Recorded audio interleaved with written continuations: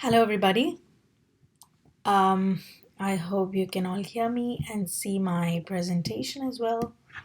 I'm just quickly checking to see if you can all hear me. Checking to see Yeah. if you can. Okay, perfect.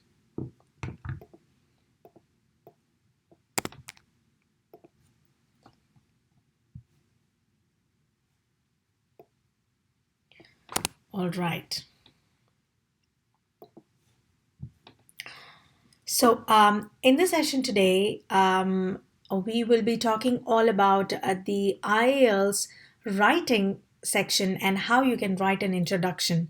If you're new to my series and if you don't know who I am, my name is Amsa Venktesan and I'm an IELTS trainer with over 5+ years experience, and I have trained close to 750 students across the globe, which is 21,000 plus online hours of training.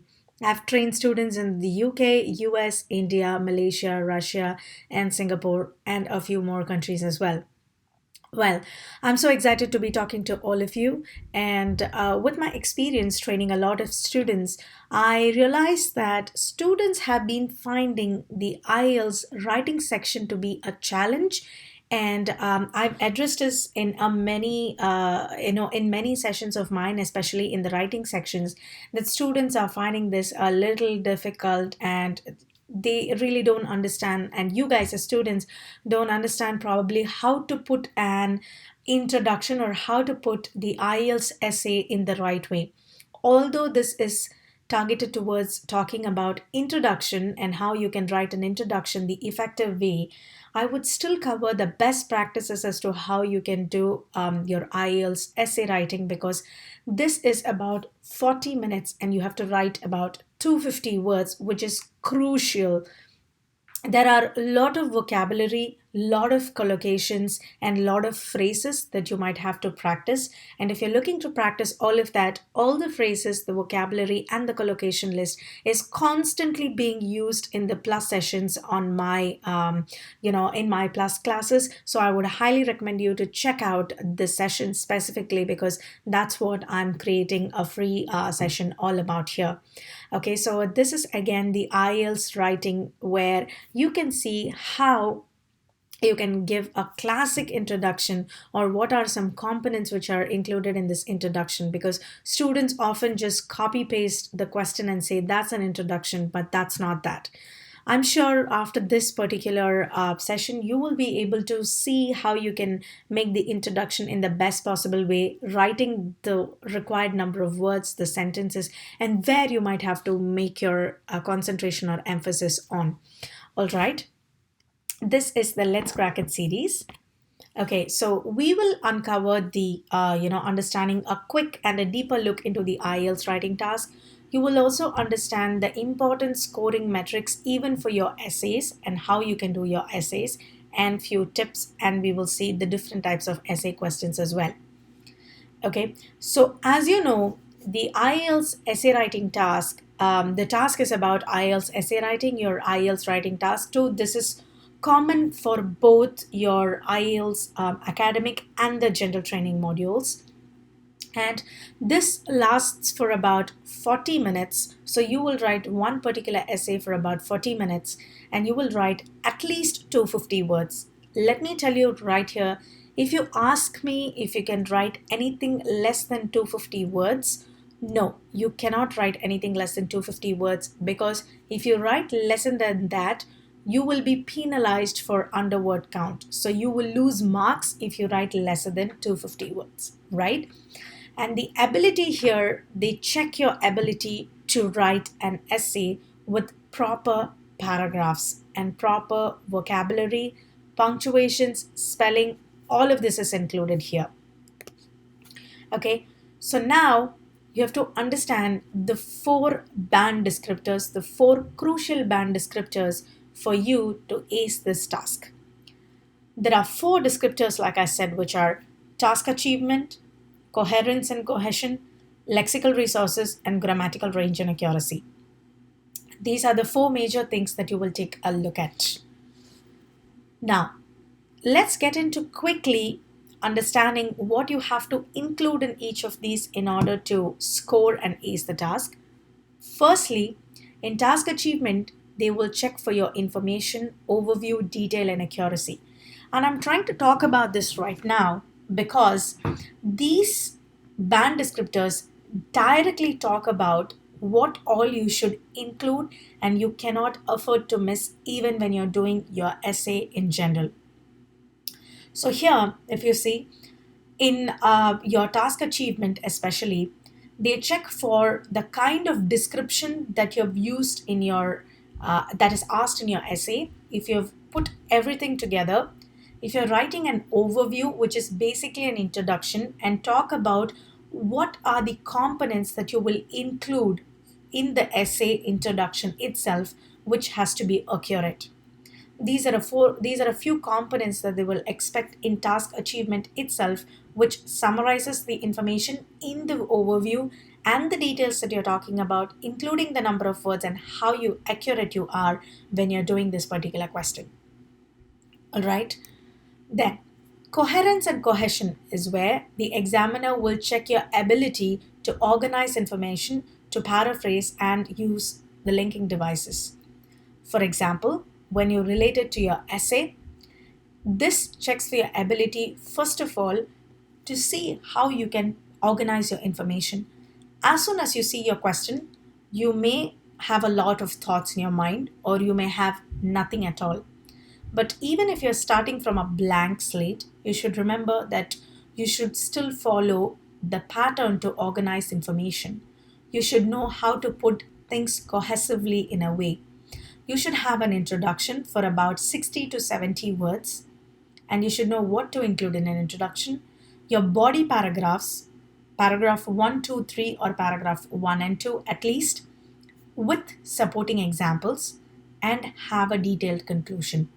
So this tells you where you can put your information, how you can create structured paragraphs, how you can use a range of linking words, and how you can use references and create examples. The reason why I'm going over band descriptors in detail is because your essay writing mostly depends on your band descriptors. If there is no organizing information, if there is no paraphrasing, if there is no use of linking devices, then it makes no sense. All right.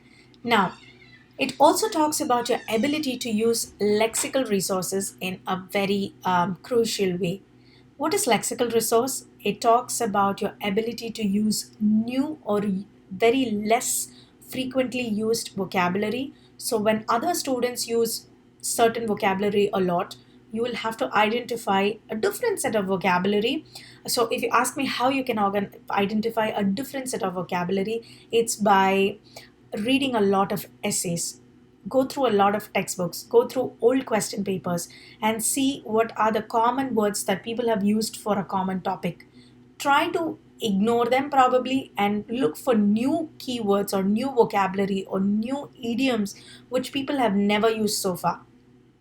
That will help you make your organization or make your vocabulary much better, because that's where you get a band 8 or band 9. So check for your ability to use different vocabulary. Always check your spelling, because in writing we commit and we tend to make a lot of spelling errors. And most importantly, you have to check for your punctuations, which describes the number of mistakes that you make. You should be able to clearly organize information and at the same time use the right vocabulary to describe the right information. That's why lexical resource plays another crucial role in your essay writing.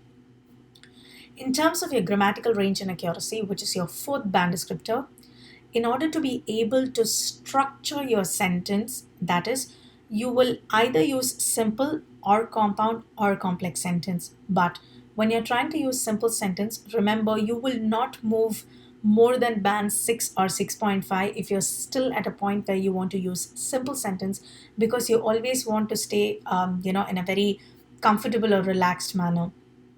Instead, remember your ability to structure your sentence using compound or complex sentences by using a lot of connectors, by using conjunctions, by using descriptors, by using words such as moreover, however, in the meantime, comparing and contrasting two different sentences. These are a little bit complex structures.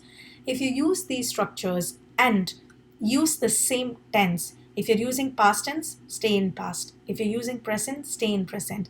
But if you were talking about past and you have a sentence that relates to future, know how to transit properly and use the right tenses, because you tend to commit a lot of mistake when you do your simple to complex sentence or compound, and when you're using different tenses. That's where your control on grammar is lost. So be very careful when you're trying to do all of these.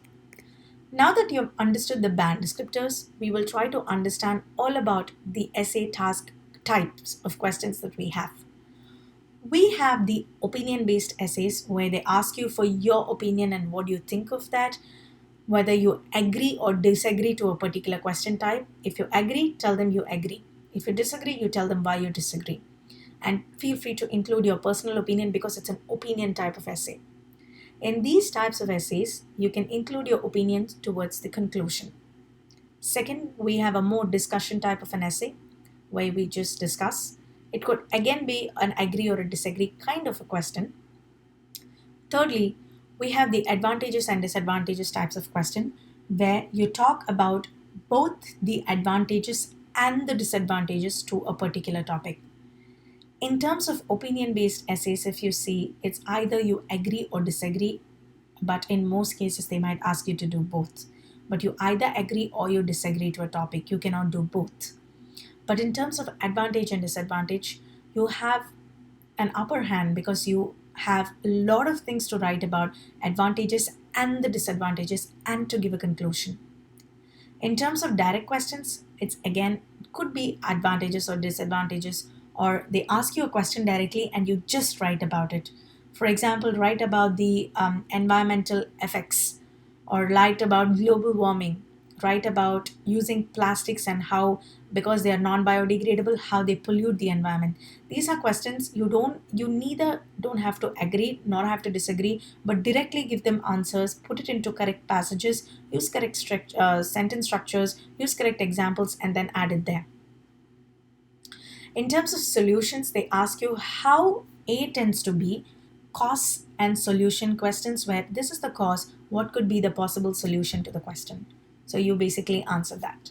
These are a few types of essay questions which you will encounter going forward, and most of the questions that you see will will fall into one of these categories. So answering them would be a breeze if you know the right strategy. Here are some common essay topics that I want you to take a look at. They could ask you, by art, business and money, communication and personality, crime and punishment, economics, education, environment, family and children, food, health, language, media and advertising. Other common topics that you can see about space exploration, water and oceans, change or moving versus stability versus and constancy, reading, technology, transport, travel, society, sport, and work. These are mostly about the type of topics. These are pretty much most of the topics and common essay topics. You can find the subtopics as well here. So just feel free to take screenshots or take a look into this video again and find some questions, for each of these topics and practice them. I think that will be more than sufficient. Okay, now getting into the main topic today, which is talking all about the introduction paragraph itself. We all tend to ignore the importance of introduction paragraphs when we're doing an essay. But I'm doing a session altogether about how you can write an introduction paragraph. Then you should know its importance. So, what does the introduction paragraph basically do? It helps you to analyze the question and give an overview of what you think. For example, an advantage and disadvantage question, or your opinion-based questions where you say you agree or disagree to something, it's really going to help you. So the introduction forms the base of your answer. So an introduction paragraph lets you analyze the essay questions. Sometimes in the introduction, you basically tell them what you're going to describe as a method, or if you're going to give a solution in the introduction itself. It also asks you if you agree or disagree based on the type of question, and you note that down in the introduction paragraph itself, because you don't want to keep fumbling when you keep going to the body paragraphs. Establish what you think in the introduction itself, whether you agree, disagree, or you're going to talk directly about the advantages and disadvantages. Establish that clear picture in your introduction itself so it's very clear. In the body, you will only talk about the passages, give examples, the inform and qualify strategies that we always do in speaking, and you will give a conclusion with your opinions if asked for. So, your introduction is crucial. Do not tend to ignore your introduction passages. Then, the background statements that you create, that is, the forthcoming passages or points, is also based on your introduction. Only if you establish your introduction well, you can write your background statements. So also remember, after your first paragraph, which is your introduction, second paragraph is where you will actually start with either the advantages itself, disadvantages in the third paragraph, conclusion in the fourth, or you talk about few supporting points for agree in first paragraph, few in the second paragraph, and conclude, or disadvantages, and so on. Your thesis statement is where it is the second and the final statement that you write for the thesis. Again, creating a serious establishment in your introduction plays a crucial role. I really don't know if you've ever thought about there are so many importances to an introduction paragraph, but let me know. Did you even know that introduction is important? Comment yes or no in the comment section.